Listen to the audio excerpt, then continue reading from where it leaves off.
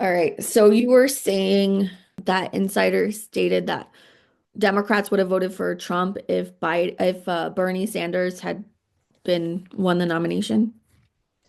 In 2020, there were several, the corporate media wing, as well as a lot of the DNC members, especially the higher ranking people, were saying that they personally would vote for Trump over Bernie, even though they had the whole vote blue no matter who message that was, oh, the left, you get behind Hillary, get behind Biden, because if you don't vote for them, then you're a traitor to the party and the country and your values. Now, how many of Meanwhile, they them, would vote for Trump. how many of them do you think voted for Trump this time over Kamala Harris? A decent number, probably. A lot of the insiders were behind her, but once she picked Tim Walz, it was kind of game over for her, because they really were pushing for her to pick Shapiro, the governor of Pennsylvania. Mhm. As soon as they picked, a somewhat progressive, it was for her. Yeah. I feel like, that's just goes to show the point that we made earlier that Trump is one of them. He's an insider because he would vote for them and against the working class interests, which is, you know, us, like everybody else. It doesn't matter your education level. It doesn't matter if you live in the city or you live in the country, you live in the suburbs.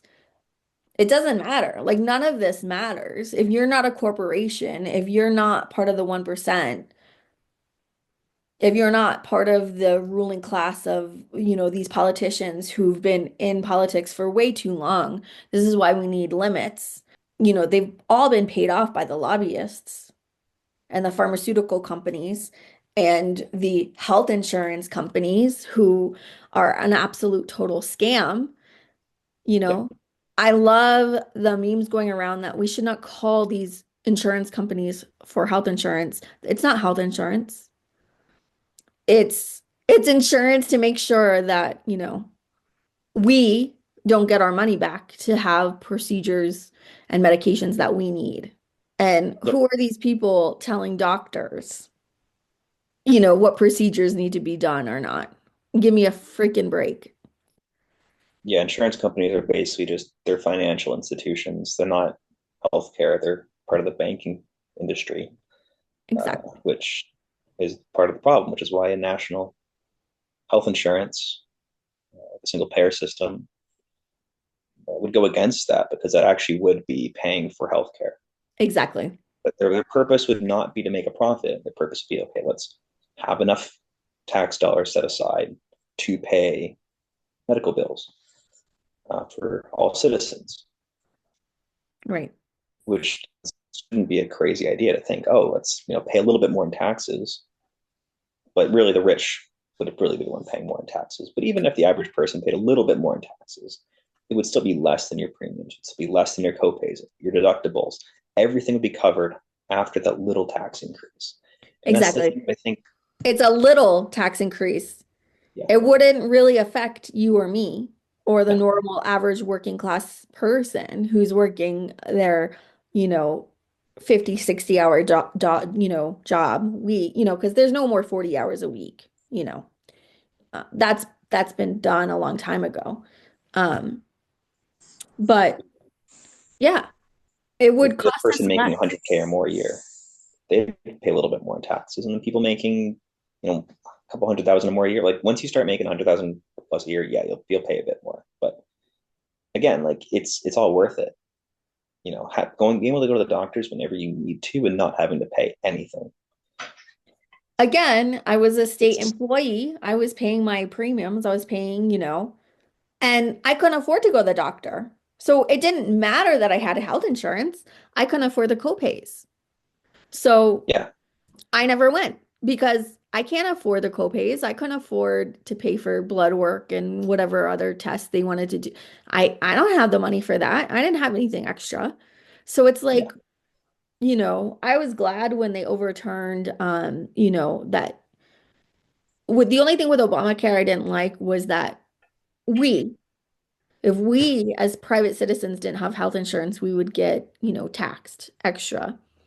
Yeah, that doesn't seem right to me. Yeah, if you want to charge extra to corporations or businesses for not offering health insurance, that's one thing. But like the average person, how many people can't afford to even pay in for health insurance? Like I was paying for health insurance just in case. What if something, you know, at least then you have something. But, yeah, you know, yeah. It's when you pay for it, even if you get health insurance from your employer, you're still paying a little bit out of your paycheck for it. Like it's not like they're paying for all of it. So like, that, that would be what you pay in taxes towards a national system that would cover everything. right. Uh, it's not like you're Let's try it one more time. Third time's the charm, okay. right? So yeah, Americans just don't like we can't comprehend the idea of going to the doctors and not paying out of pocket, either if it comes to prescriptions or just any procedures. So like all Americans don't go to the doctors when they need help because they can't afford it. That's why our wait lines are so short because people aren't going to the doctors. In Canada, when they say, oh, universal health care, you're going to have long wait lines. So as everyone can go to the doctors. It's not a bad thing that people can go to the doctor. If you have a medical emergency, you will jump the line, be seen first, and not pay for it, Right. which to me and to most people, I think would make total sense. It's just the media, the propaganda is so perfectly, like in 2020 in the primary, like Pete Buttigieg, his whole argument against Medicare for all was all the union workers who fought so hard to get health insurance provided by their employers should be against this. And I'm like, well, why would the union workers be against universal health care? Because they could renegotiate, get higher wages, and then still have better health insurance Right. if it was nationalized. But it seemed to be an argument that was effective among the Democratic Party. Like, oh, the hard union workers, we can't take this away from them. We can't take away their really bad health insurance that they still have to pay for. But Um, then you have states like Arizona where unions are literally illegal. they So are, state employees cannot be unionized. So when I first started working there, and I think it was 2012, I was part of a union for literally 3 months, and then the law went into effect that unions were illegal. So all the unions were kicked out of Arizona. There's no union workers, there's no safety net, there's no nothing. It's a right to work wow, state. So yeah, there's states in the United States that unions are illegal. So there are no worker rights. And it's yeah, everything's to protect the state or the corporation or the business. There are no safety nets for workers. which is it's funny that the anti-union states are called right to work states. It's like Yeah. unions allow people to work too. Hmm. So, not having unions will just help them be more easily exploited by the employers. But so I'm torn after living, growing up in a very progressive, very democratic state like Vermont and living on the East Coast and then living in the Wild West. I know, like my friends who still live on the East Coast are like, were so horrified that I lived in Phoenix and like human rights are like considered, not a thing. And the way, abortion rights and all of these things are so atrocious. But I can tell you just on an individual level, and I know like back in 2012, maybe not now, but back when I moved out there, um, Phoenix was like in the top like 10, cities for single women to live. And it was easy and it was affordable because it was a Republican state. And so like, your driver's license is good until you're like, I think 65. So you get it from at 21 and then it's good until you're 65. You don't have to keep going every 4 to 8 years to get a new license. and, your car, like everything, like it really was the Wild West. There's not laws and it's not like super expensive. Living in Vermont, like I couldn't afford to live as a single person in Vermont because it's just so expensive. So I'm torn because I prefer, and I know like it's traitorous for me to say, but I prefer living in Republican states. We moved back to a blue state and the red tape is horrendous. I absolutely hate it. And Yeah. um yeah, more people get help and services, but being a state employee and seeing, just the agencies I worked for, it's like getting services, getting benefits, food stamps, medical, housing, it shouldn't be so difficult. And we shouldn't have to jump through state like hoops. So, like in New Hampshire, like I was working for the Department of Health, and these are people I was working for the developmental disability division, right? People's mental cognition isn't going to change. Once they get approved, they're not going to improve. Cognitive ability isn't going to improve. If you have Down syndrome, you're always going to have Down syndrome. And up until 2025, right now, they had to reapply like every year. Well, Why would you have to reapply for intellectual disability benefits every year? yeah, Once you're intellectually disabled, you're always intellectually disabled, and so they've just barely did away with that and said once you're approved, you're approved. But this is the like how idiotic government is, yeah. that I mean, we harass as government officials. It's our job to harass the citizens to continue to get benefits that should just be there.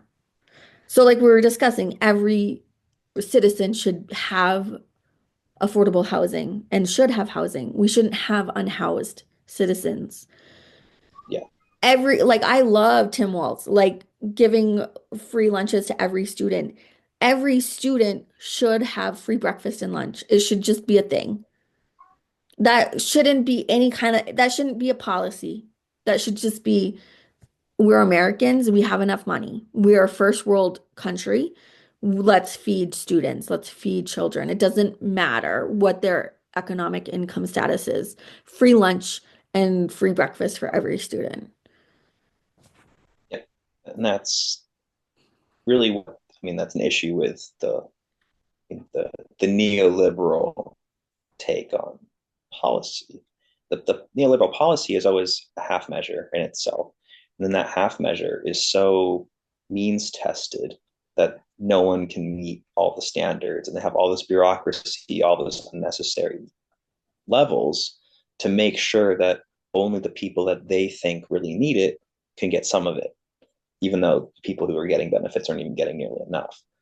Right. Versus the more left populist approach, which is people need help, we're going to give them help. It doesn't matter this or that. Like, again, I'm going to bring up Pete Buttigieg in 2020 again, because he had some really interesting takes. Another one of his takes was we can't have free college tuition because then all the rich kids will get free college tuition. And I'm like, but they're paying out of pocket for their private elite universities anyway. So he wants two things. He wants the union the union workers to have really bad health insurance that they barely were given by their employers, and he wants the poor kids to not be able to go to school because he doesn't want the rich kids to get a free ride. Like, come on, like these are both arguments that are horribly wrong. And the fact that that's the mainstream democratic neoliberal take is we have to means test everything. We have to make sure that only the select few get anything, and that's not democratic. That's not leftist position like Obamacare, like forcing the average person to pay out of pocket for a private health insurance that's still going to screw you over. Right. How is that leftist? That's, I mean, it was Romney care. It was a right wing Ex- policy, but the Democrats ran with it. Yeah. It's all these issues. It's like, you know, things that are universal, things that have less bureaucracy, things that are like, as a Well, citizen, you get this. and tell me why. So, like when I issued food stamps in Phoenix, Arizona, it's a federal, this wasn't Arizona law, but federal, at the federal level. If you are a college student, it doesn't matter if you have children or not, living on campus or not. If you are a college student, you are disqualified from getting food stamps. Which is Why? really stupid because college students have no money and need more help. Exactly. So if you're trying to better yourself, but you're in school and you have kids, you're SOL. Like you can't help your children, you can't help your family, you can't, you're just screwed. Like you have to just take care of yourself. And I think that's, so messed up. And then, I don't know if this was Arizona. I think this was Arizona, but I think it could be in New Mexico as well. You don't really get food stamps or medical unless you're homeless. But the only way you can get medical in the United States is if you have children. So if you're a single person without children or children in your custody, you can't get medical. So even if you're homeless, you can't get medical. You have to have a child or a dependent under you. Why is it that only people who have reproduced are allowed to eat and allowed to have medical insurance? Yeah, it doesn't make any sense to me.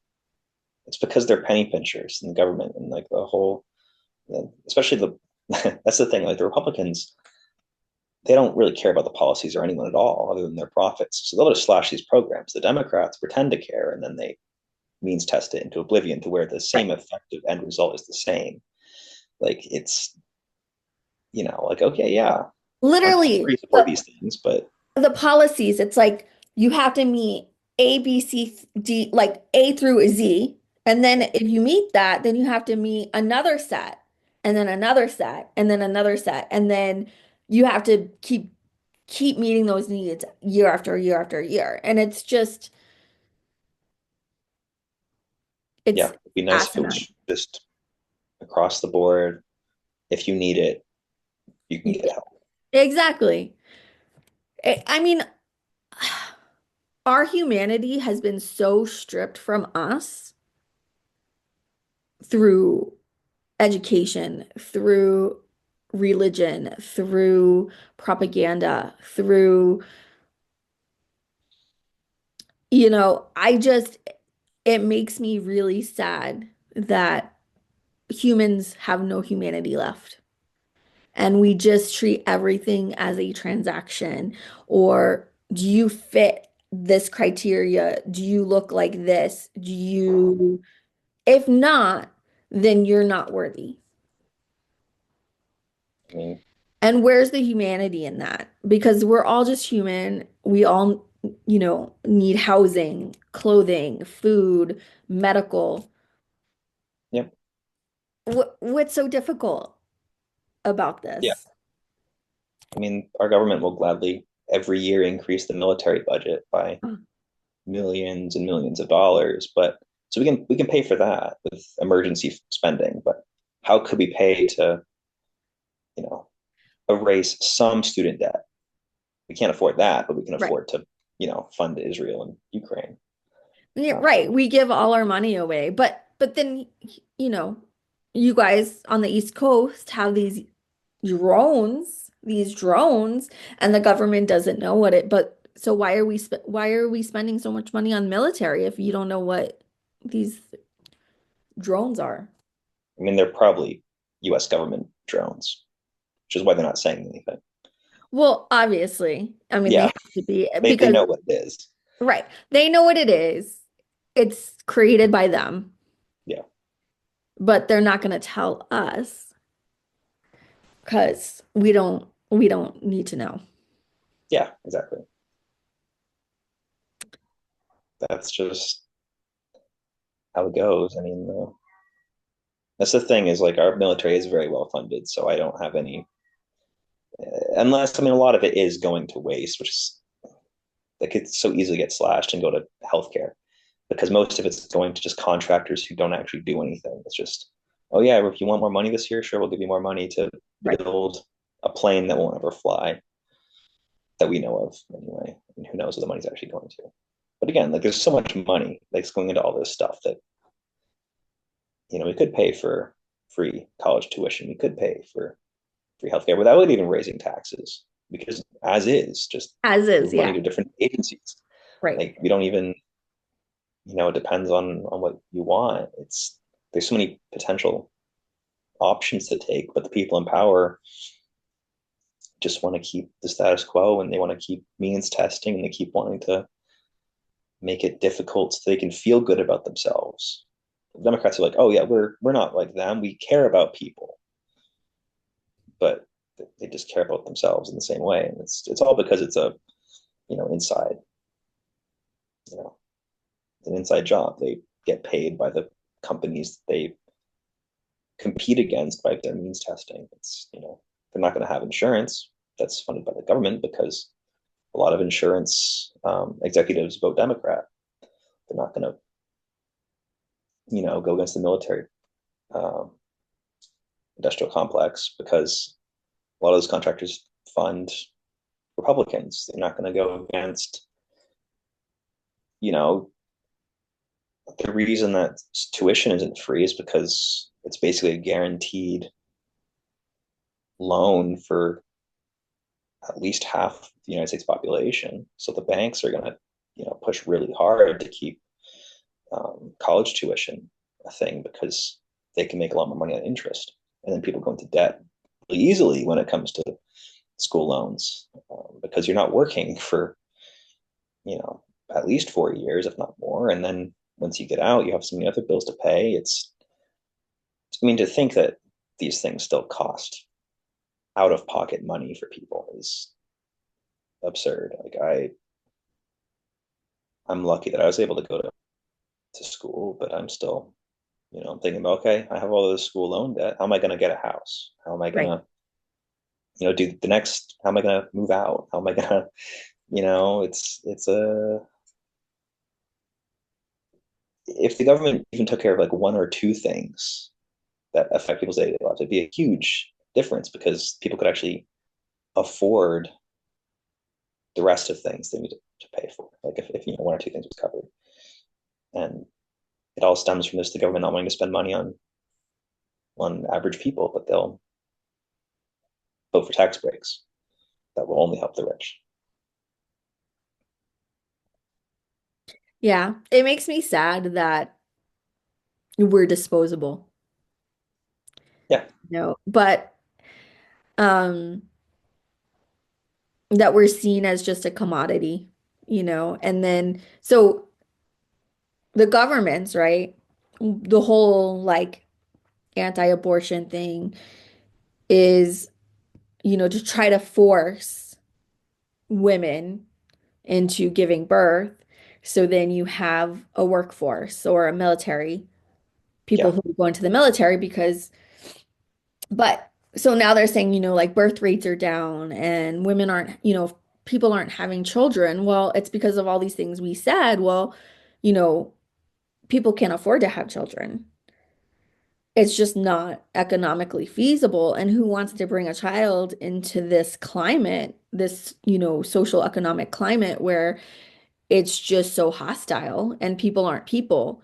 So I can see, Elon Musk being like, oh, we're going to have a population crisis and people need to be having babies. Okay, why does he care? He's creating robots, right? So this is what I think, they create the problem and then they create the solution. So Elon Musk is creating robots. So they're gonna like blow this all up. We have 8 billion people on the planet. There isn't a population problem. We have enough people. That's not the problem. So what they're gonna do is be like, oh, well, people aren't having babies. So we have the solution. Here's these robots. So we're gonna replace humans with robots. And then, we don't need military because we've got drones and we've got robots. So, I'm like, him being really loud about, oh, people aren't having children and we have a population problem.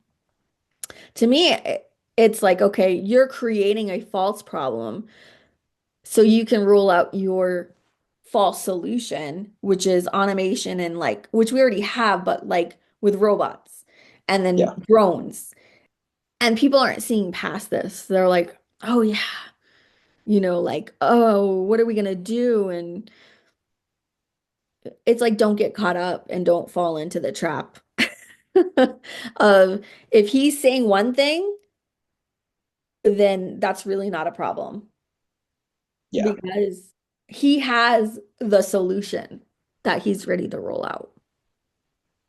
Yeah. And of course, they want robots because it's a one-time cost. It's not a lifetime cost of paying wages and healthcare and benefits. It's there's no pension for a robot. It's slavery. It's It, basically you're it's yeah, manufacturing slaves right. that you can legally use as slaves. But then it makes me worried, what are they going to do with the rest of us? What are they going to do with the rest of the population? Because then they don't even need us Well, they anymore. need us to buy things from them to make money, which is why I think it's really stupid. It's very short-sighted on the part of the capitalist. Is like, let's make workers redundant and have no money so that they can't afford to buy our products. It's like the whole point of capitalism should be that people can afford to buy things, but if people can't afford to buy things and not paid enough, then how do the rich make their money? Like they're so stupid that they're shooting themselves in the foot. It's like a more socialist adjacent economy would actually benefit corporations because workers would have more money to spend on things they don't need. Right. But it's they'd rather save all their money and make sure no one else can ever compete with them ever again. They'll be, you know, new monarchs. Well, I'm all for boycotting. For 2025, I'm boycotting. I've been boycotting Starbucks, but I'm boycotting Starbucks. I'm boycotting any major chain. I'm boycotting, like, I'm just not going to buy anything for 2025 unless it's food or gas, my necessities. So I Yeah, think we should, even if only 5% of us, I think that would be a huge benefit to us if we just boycott these, especially Starbucks. I know that people have been boycotting Starbucks, and I think they lost like $13 million in stocks last year. So wow. awesome. Like, let's keep it up. Yeah, that's like I would really think it'd be interesting if people just stopped buying Teslas and tried to sell off their Teslas and crash the Tesla stock and destroy the company. Like I would love that. that'd be Like, great. Teslas are so dangerous. And I remember you did your project in high school and talked about how bad for the environment that lithium battery is.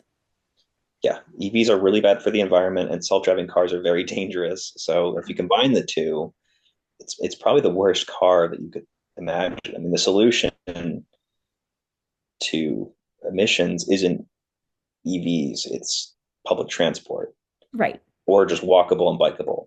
Bike It, walkable and bikeable cities would be yeah, amazing.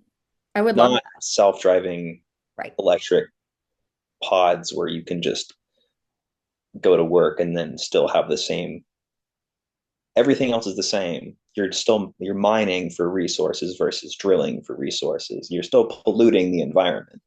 Yeah. Nothing's changing, and it's not recyclable either. So it's literally like acid going back into And the we groundwater. see how flammable, like how dangerous, like how many people have burnt down their houses because of these cars. Oh, it's horrible.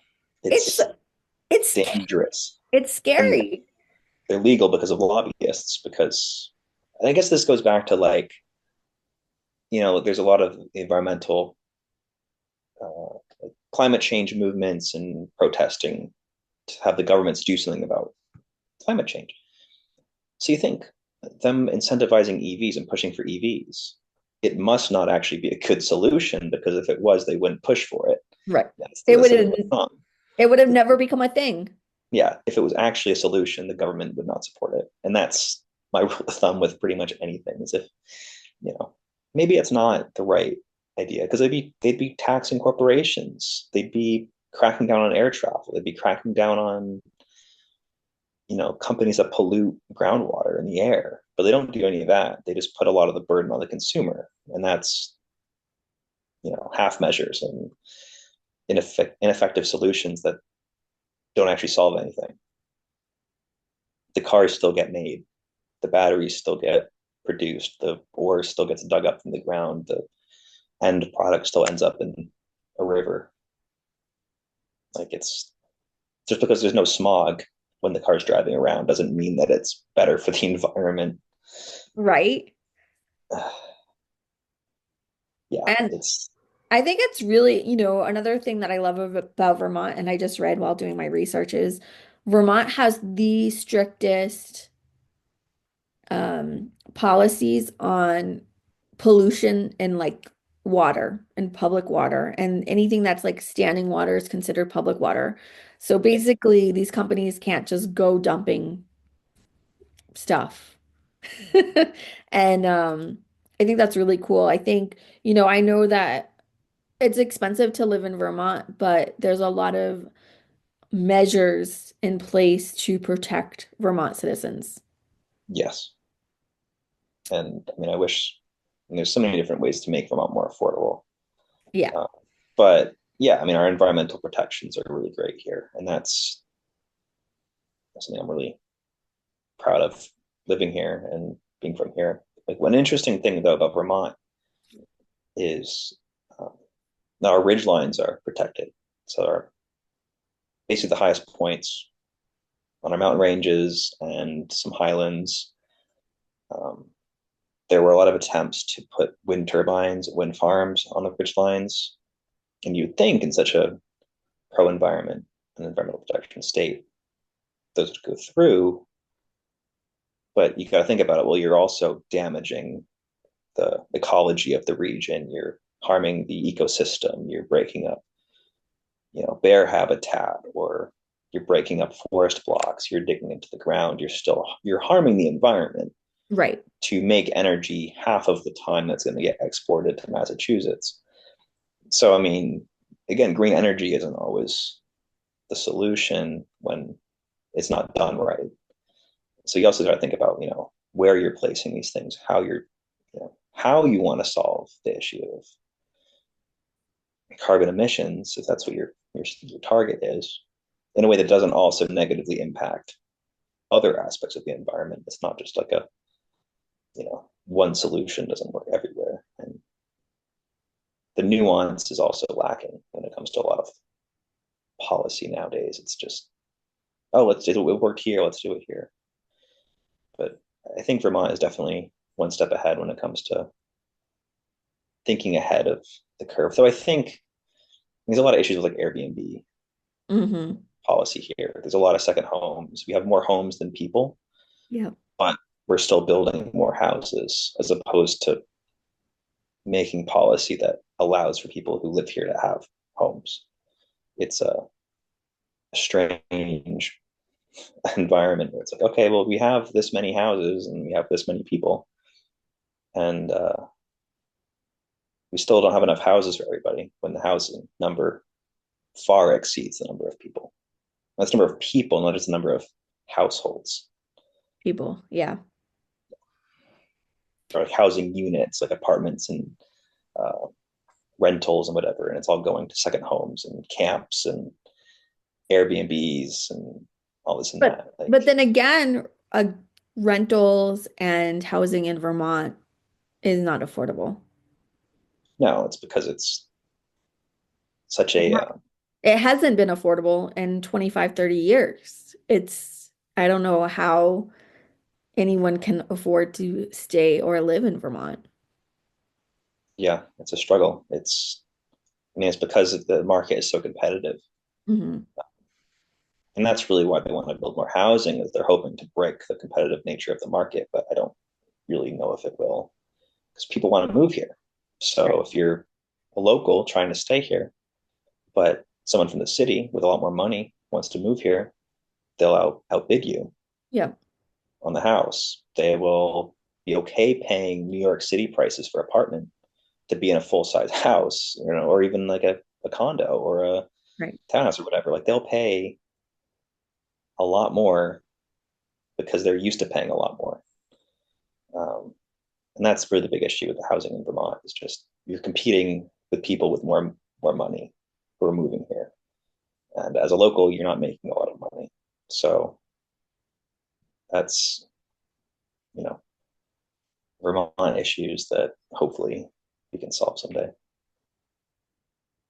I know they tried. They're trying, with the incentive of what is it, $10,000 for people to move to Vermont if they're in tech. Was that what they were doing a couple years ago? I don't Um, remember exactly what the details were, though.